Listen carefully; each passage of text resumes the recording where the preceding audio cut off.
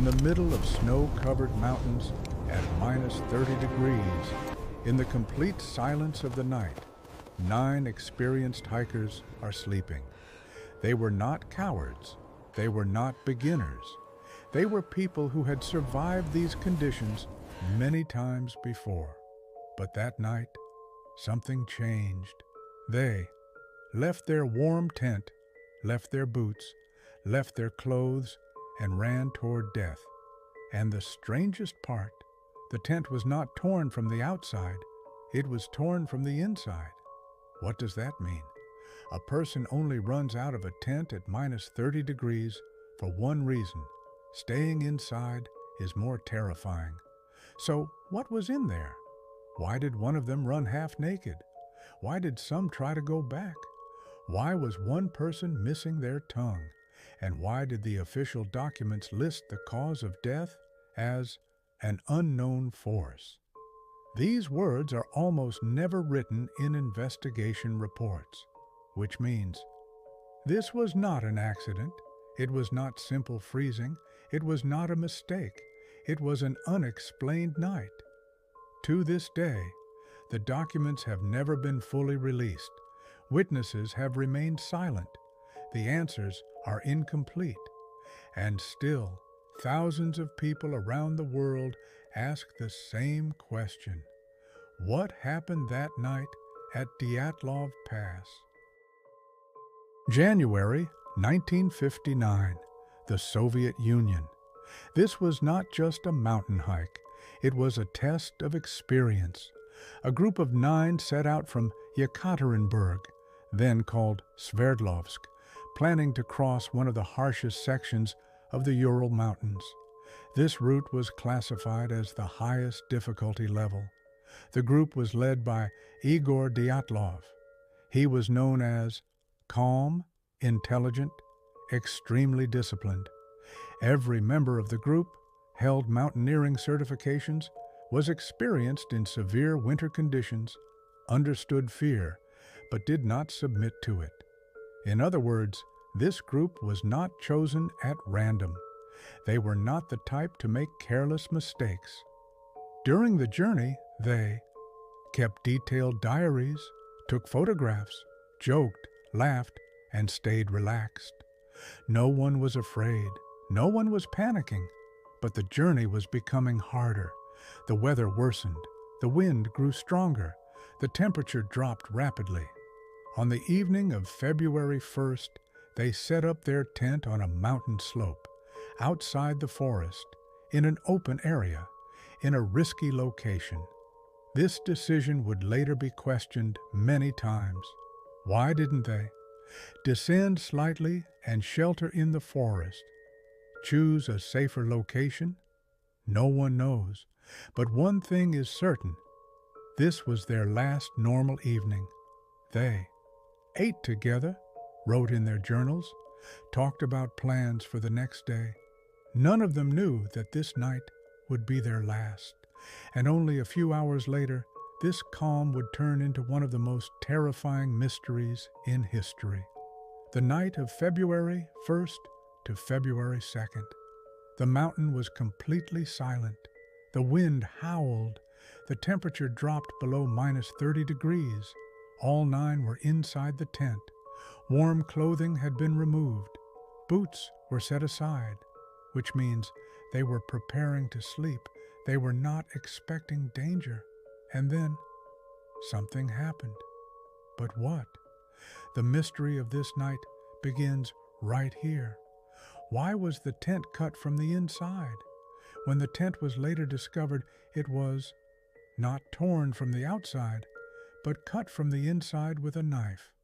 This detail is crucial because if the danger were outside, they would have used the entrance cutting from inside, means sudden, extreme panic, which tells us within seconds, without thinking, they were forced to flee.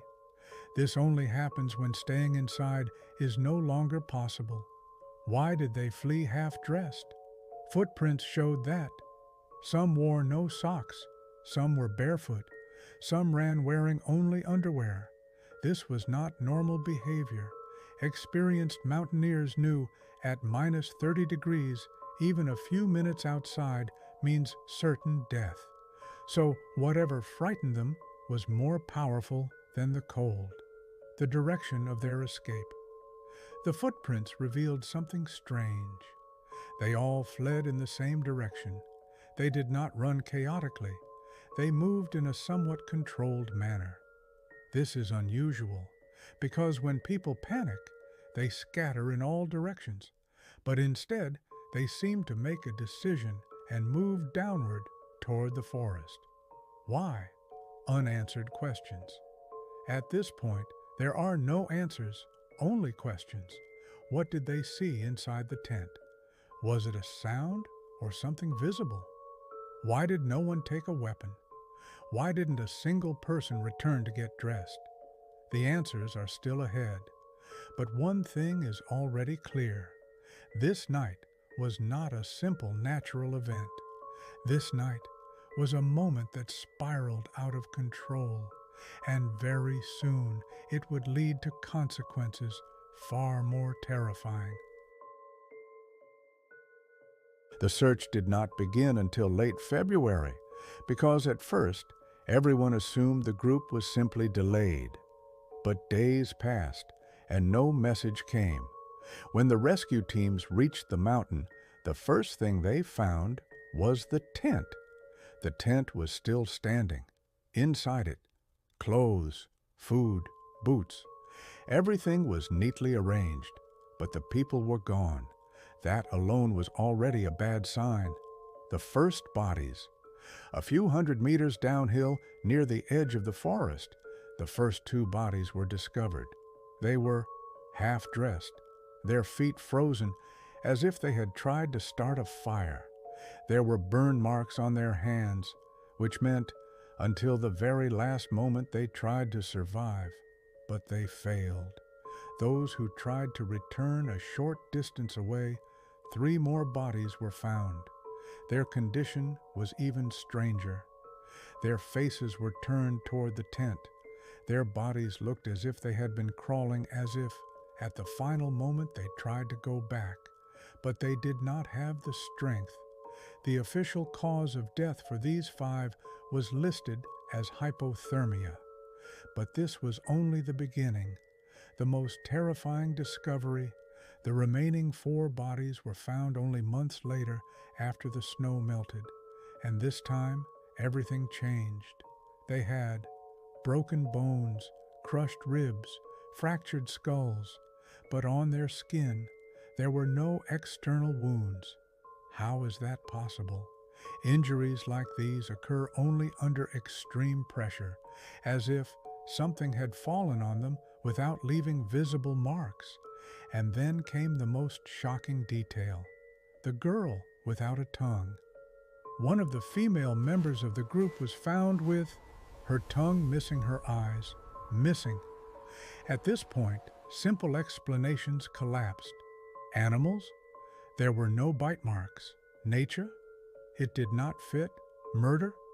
There was no evidence. The darkness deepens. Now the questions became heavier. Why did some simply freeze to death while others died with horrific internal injuries?